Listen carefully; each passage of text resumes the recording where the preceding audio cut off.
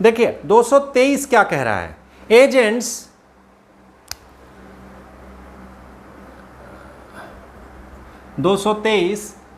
कहीं ना कहीं इंडेमनिटी की ही बात कर रहा है।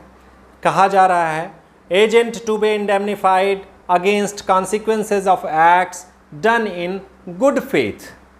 अगर कोई कार्य गुड फेथ में एजेंट ने किया है तो भी उसमें अगर कोई नुकसान होता है तो प्रिंसिपल उसके लिए दायी होगा, ऐसा कहा गया है।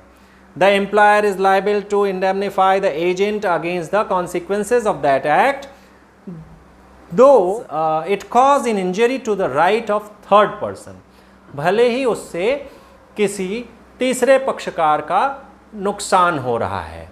इसका मैं आपको एक उदाहरण बताता हूं। एडमसन वर्सेस जैरविस में क्या था, एक ऑक्शनियर के पास बंदा अपनी गायें लेके जाता है या कुछ कैटल लेके जाता है कि बेच दो, तो जो ऑक्शनियर है वो एज एन एजेंट काम करता है कि नहीं करता? काम कर रहा है। गुड फेथ में काम कर रहा है कि नहीं कर रहा है? गुड फेथ में काम कर रहा है। नुकसान किसका हुआ? थर्ड पार्टी का हुआ। जस्ट इस केस को दिमाग में ला दीजिए, इसकी हेडिंग जो 223 की कही गई है आपको एकदम क्लियर हो जाएगी। एडमसन ऑक्शनियर थे, उनके पास कैटल लाए जाते हैं, बेच दो, गुड फेथ। अब अगली बात आ रही है गुड फेथ, एजेंट हो गए वो गुड फेथ में कि हाँ माल इनका है, बेच दिया। अब नुकसान किसका हुआ? थर्ड पार्टी का। तो जो इसमें लाइन अंतिम दी गई है, though it cause in injury to the rights of third person, यद्यपि अधिकार किसका वहां हनन हो रहा है? थर्ड पार्टी का, जिसकी ओरिजिनली गायें थी। लेकिन कंपनसेट कौन किया जाएगा? यहां पे ऑक्शनियर भी किया जाएगा, क्योंकि ऑक्शनियर ने अपनी जेब से पैसे उसको दे दिए हैं।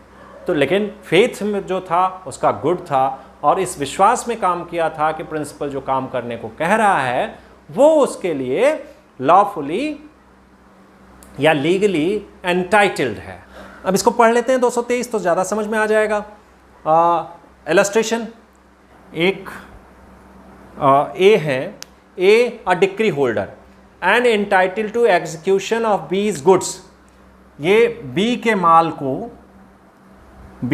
को मतलब कुर्की वुर्की करा सकते हैं, एग्जीक्यूट करा सकते हैं। इनको एक डिक्री, जब आप लोग 6 सेमेस्टर में जाएंगे तो एक चीज़ ज़रूर पढ़िएगा या अभी से ढूंढ के, ऑर्डर और डिक्री में क्या डिफरेंस होता है। ठीक है, पढ़ के पूरा एलएलबी निकल जाता है आदमी और यही नहीं पता होता है कि क्या होता है। तो ये यहाँ पे डिक्री होल्डर होते हैं और इनको बीज गुड्स जो हैं उनको एग्जीक्यूशन का राइट होता है, उसको कुर्की उर्की करा सकते हैं।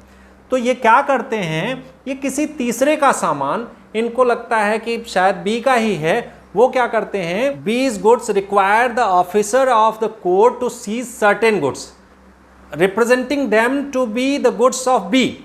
अब ये कोर्ट ऑफिसर को कहता है कि ये बीज के गुड्स हैं, इनको आप सीज कर दो, एग्जीक्यूट कराने का जो एक्सक्यूशन का उसमें वो है कुर्की और उन सब में सीज कर दो। अब वो गुड्स जो होता किसका है, मान लीजिए सी का है। अब ऑफिसर ने जब उसको सीज कर दिया तो सी क्लेम करेगा ना, और सी क्लेम करेगा तो ऑफिसर कहीं ना कहीं आएगा। तो अगर ऑफिसर को कुछ, जो कोर्ट ऑफिसर है उसको अगर सी को कंपनसेशन देना पड़ गया, सी के डैमेजेस उसको देने पड़ गए, तो उन सब की भरपाई कौन करेगा? प्रिंसिपल करेगा। ये कहा गया ए करेगा। ठीक है, तो यहां पे यही कहा गया है। मैंने जो बताया उसको आप समझ लेंगे तो आपको इसकी भाषा समझ में आ जाएगी। A decree holder and entitled to execution of B's goods requires the officer of the court to seize certain goods. वो कोर्ट ऑफिसर्स कहता है कि कुछ ये गुड्स है, इनको आप सीज कर दो क्योंकि इसकी डिक्री हमारे पास है। अब क्या होता है, representing them to be the goods of B, ये बताते हुए कि ये गुड्स बी के हैं। ठीक, the officer seizes the goods and is sued by C, क्योंकि ये सी का माल होता है, ऑफिसर उसको सीज करता है लेकिन सी फिर उस पर सू करता है, भाई मेरा माल था। A is liable to indemnify the officer for the sum which he is compelled to pay to C in consequences of obeying A's directions। बात समझ में आ गई। ऑफिसर को कोर्ट ऑफिसर को ए ने कहा कि मेरे पास ये डिक्री है बी के गुड्स को सीज करने की, आप इसको सीज कर दो, और ये गुड्स बताता है कि ये बी के गुड्स हैं, जबकि ये बी के न होके सी के होते हैं। तो ऑफिसर जब उनको सीज करता है तो सी उस पर सू कर देता है। तो इनको जो भी डैमेजेस ऑफिसर ने दिए होंगे सी को, वो चूंकि बी ए के डायरेक्शन पे उसने काम किया है तो ए उसको फुलफिल करेगा, चूंकि उसने गुड फेथ में काम किया है ना। तो यहाँ पे ये बात आ रही कि अगर कोई गुड फेथ में एजेंट काम कर रहा है और कॉन्सिक्वेंसेज ऐसे हो रहे हैं, एडम्सन वर्सेस जैरविस को यहाँ फिट कर दीजिएगा, कोई दिक्कत नहीं है। तो 223 क्लियर है, 223 का बी भी ऐसे ही है, इलस्ट्रेशन कोई दिक्कत ऐसी नहीं है। एक बात आपको ध्यान रखना है, ठीक है, अगर कोई ऐसा कार्य है जो लॉफुल नहीं है, ध्यान दीजिएगा, lawful not lawful act which is not lawful, और ये कह रहा है कि तुम काम करो, ए प्रिंसिपल कह रहा है एजेंट को कि ऐसे काम करो, और अगर ऐसे कामों को करते हुए नुकसान होता है एजेंट का तो वो उसके लिए कोई क्षतिपूर्ति नहीं पा सकेगा। एक केस मैं आपको बताता हूं, राम कुमार वर्सेस लक्ष्मी नारायण का केस, इससे रिलेटेड। राम कुमार वर्सेस लक्ष्मी नारायण के मामले में यही कहा गया कि अगर प्रिंसिपल ने कोई अनलॉफुल एक्ट कहा है करने को और एजेंट उसको कर रहा है और उसकी वजह से कोई नुकसान हुआ, तो प्रिंसिपल ऐसे नुकसान, ऐसी क्षतिपूर्ति को भुगतान करने के लिए बाध्य नहीं है। जो इसमें हुआ क्या था, कुछ ऑयल बेचने के लिए प्रिंसिपल ने एजेंट को कहा और वो ऑयल मतलब अशुद्ध था, मिक्स्ड था, तो उसको पता था ये अशुद्ध तेल बेचने के लिए, मतलब मिलावटी तेल जिसको कहेंगे, वो बेचने के लिए एजेंट को नियुक्त किया। एजेंट ऐसा कर रहा था और पकड़ा गया, और पकड़ा गया तो उसके ऊपर जो भी उसका जेल हुआ, जो भी हुआ, जो ऐसा तेल बेचा जा रहा है जो अशुद्ध प्रकृति का है, इम्प्योर है, और आप ये कह के नहीं छूट सकते हो कि हमें, तो इसके ऊपर जो भी नुकसानी होगी, जो भी होगा, उसके लिए प्रिंसिपल को दायी नहीं ठहराया जा सकता।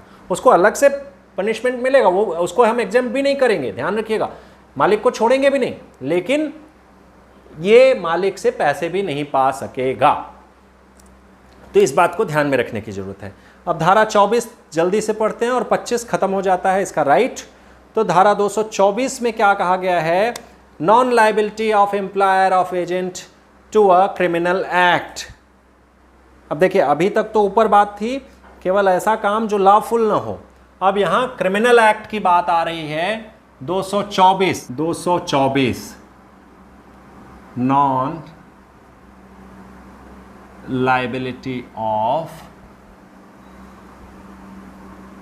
मतलब नियोक्ता जो है, नॉन लाइबिलिटी ऑफ एम्प्लॉयर, जो नियोक्ता है वो अगर किस चीज के लिए लाइबल नहीं होगा, agent to do a criminal act for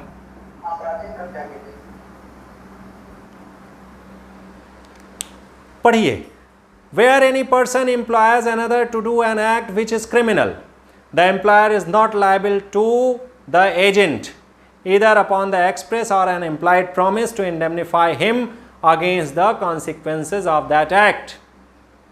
यहाँ पे केवल बात कंपनसेशन की हो रही है, डैमेजेस की हो रही है, जो क्षतिपूर्ति होगी उसकी, ना प्रत्यक्ष रूप से ना विवक्षित रूप से किसी भी तरीके से कोई प्रॉमिस के तहत एम्प्लॉयर बाध्य नहीं किया जा सकता किसी क्रिमिनल एक्ट को यदि वो एजेंट से करा रहा है तो डैमेजेस के लिए।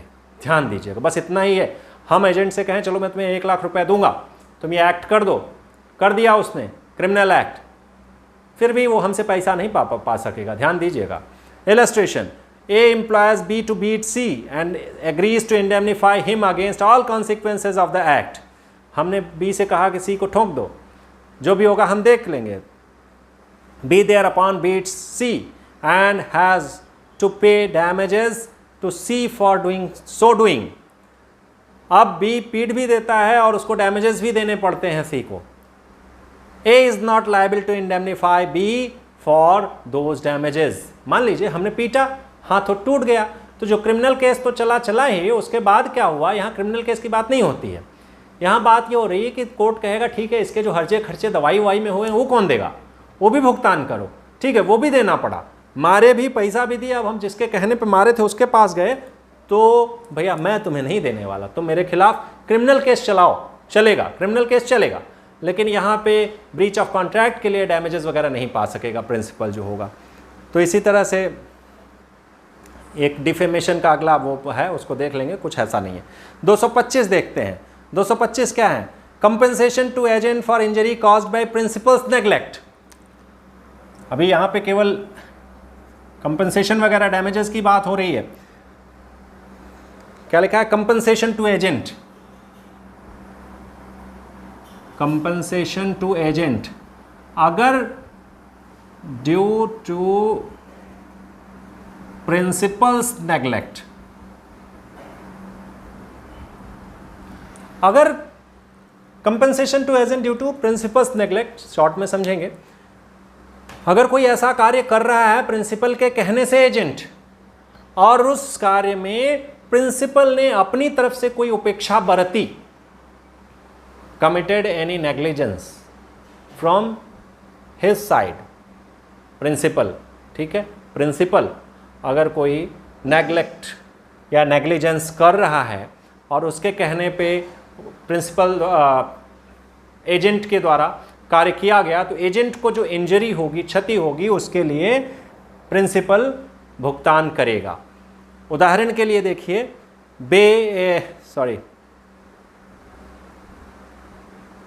The principal must make compensation to his agent in respect of injury caused by such agent, caused to such agent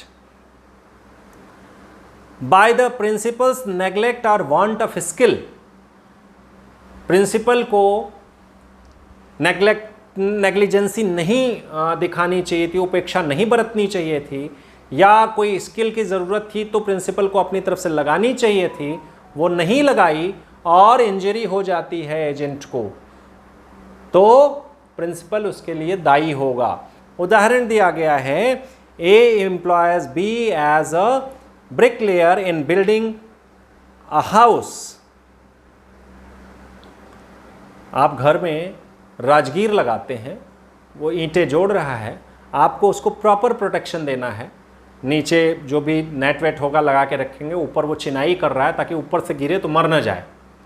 आप उसको प्रॉपर एक प्लेटफॉर्म दीजिए जिस पे खड़ा होकर चिनाई करे, पता चला बांस पे उसके खड़े होकर जोड़ो और वो गिर पड़ता है, मर जाता है, तो आपका ये जो नेग्लेक्ट वाली बात आती है, नेग्लिजेंस वाली बात आती है आपकी तरफ से, और आप प्रिंसिपल हो, तो यू हैव टू पे the damages for such injuries. तो इसमें कहा गया and puts up the scaffolding himself, ठीक है।